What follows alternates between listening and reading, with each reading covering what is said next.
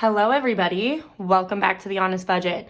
I am your honest budgeter, and I've got to be honest guys, this week's paycheck definitely was not what I wanted it to be. But that's okay, because life happens, sometimes things come up, get in the way, so we just deal with it. But today you'll see how I kind of deal with when my paycheck is not what I want it to be.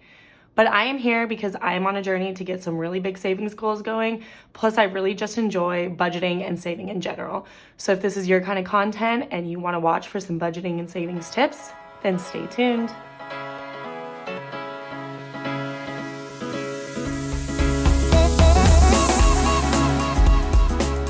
Okay, so if you were here last week, you'll recognize this budgeting sheet. This is what I've created just to kind of help me with my own finances and just really track where all of my money is going and what I need to be keeping for what.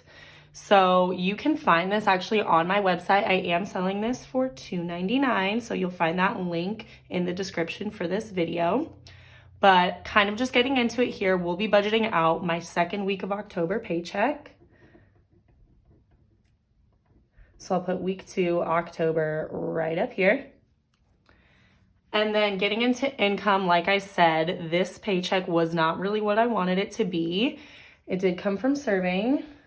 I did only work a couple days, working doubles, definitely those days. My mom was here the last week, so we went to Disneyland and had some fun. So definitely missed out on some money, but that's okay because spending time with her is so much more important.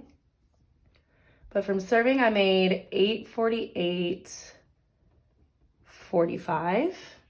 So that was just everything on my paycheck. Like I said, all of my tips go onto my paycheck, except if they are cash tips, which I did get some cash tips. So you'll see that here. We'll count that out in a second. But yeah, all of my credit card tips go onto my paycheck, which is fine because I keep most of that money in the bank anyways. And I use these bills here to represent that money that is in the bank. I don't like to keep a lot of cash on me.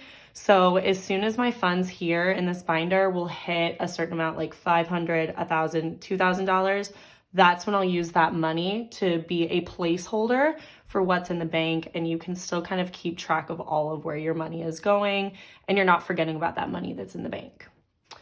So let's count out my cash here for the week. We have, I did get a lot of ones, of course, serving, life.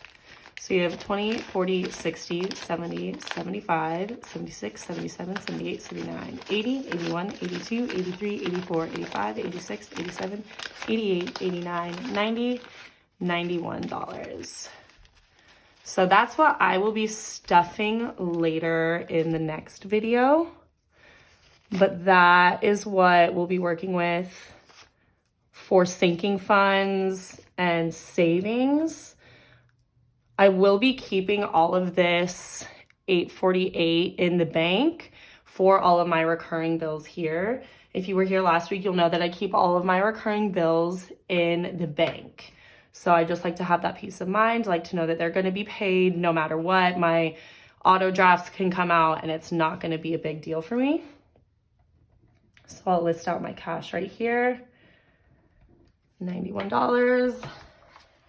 And getting back out my trusty dusty calculator from last week.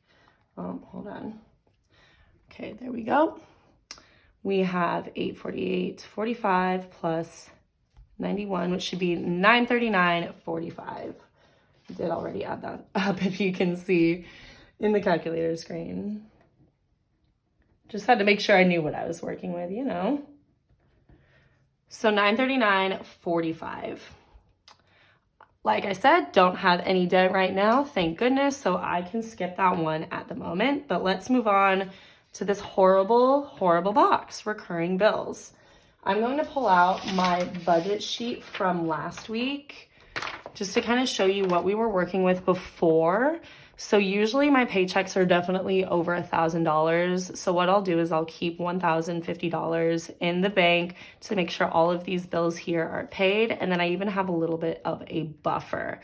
So with this $848, we're going to try to focus just on the essentials here. I'm not going to consider therapy an essential at the moment.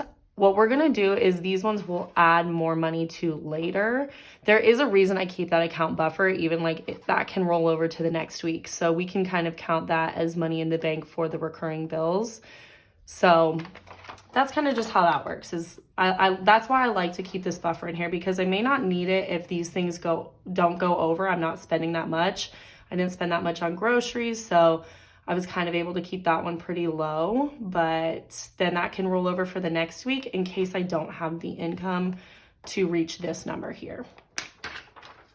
Hopefully that makes sense, but of course, if you have questions, just let me know in the comments.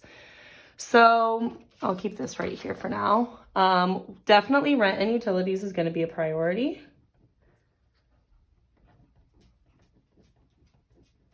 And that will be $525. Perfect. The next is going to be groceries for $60. And even these amounts are a little bit over what they need to be, again, even for a little bit more of a buffer. So I'm definitely always keeping that safety net in there, because life comes up and these emergencies happen. You know, you may want to spend time with your family like I did this last week. So you need to be able to afford to take time off work to do that. So that's kind of also why I do these extra amounts onto my little accounts here. So internet will also be getting 20. That one's definitely going to be an essential.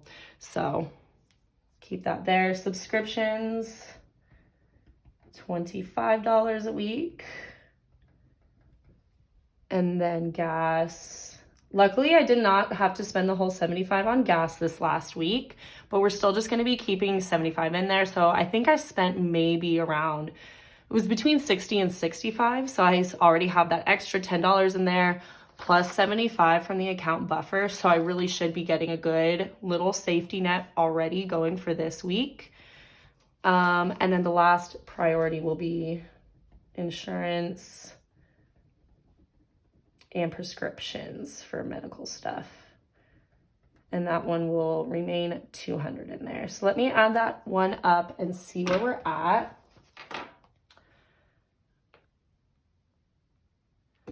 So we have $525 plus 60 plus 20 plus 25, 75, and 200. So we're at $905. So with that $848, let's see, what's $848 plus 75? Should be $923. So with that account buffer from last week, we're already at, like, I needed $905 in there. So we're already a little bit ahead. So that's really good there.